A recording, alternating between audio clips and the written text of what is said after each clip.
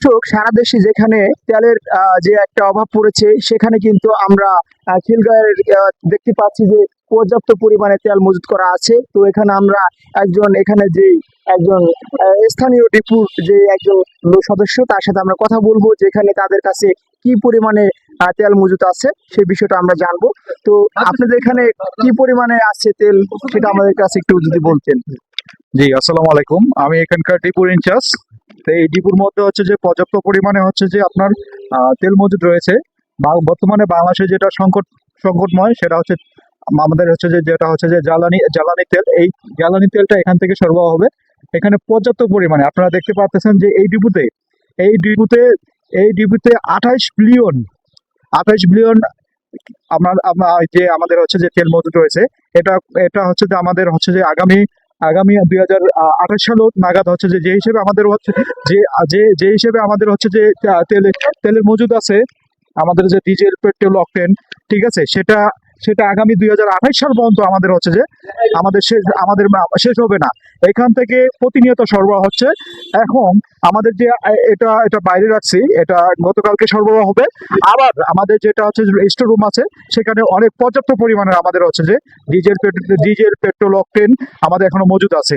এখন এখন আপনাদের আমি হচ্ছে যে এই যে মজুদের যেটা দেখতে পাচ্ছেন, কিন্তু আমাদের ভিতরে যেটা আছে সেটা আমরা আপাতত হচ্ছে যে প্রকাশ করতে পারতেছি না।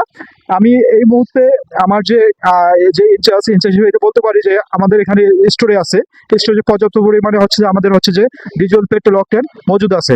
তো আমরা যে জিনিসটা লক্ষ্য করে দেখছি যে ইদানিং বিভিন্ন তেলের পাম্পে কিন্তু তেল পাওয়া যাচ্ছে না, এটার কারণটা কি একটু যদি বলতেন আমাদেরকে। হ্যাঁ, জি, আমি এই সম্বন্ধে একটু বলতে চাই। কারণ হচ্ছে যে আমাদের সরকার থেকে একটা হচ্ছে নিয়ম করছে, সেটা হচ্ছে ফুয়েল কার্ড। এই ফুয়েল কার্ড ব্যতীত হচ্ছে কাউরে দিতে হচ্ছে, কাউরে হচ্ছে যে ডিজেল পেট্রোল অকটেন কাউকে সরবরাহ করা হচ্ছে না। এবং ফুয়েল কার্ডের কিছু নিয়ম ওখানে উল্লেখ করে দেওয়া হয়েছে। এই ফুয়েল কার্ডের যতটুকু পরিমাণ সেটা অতটুকু নিতে পারবে।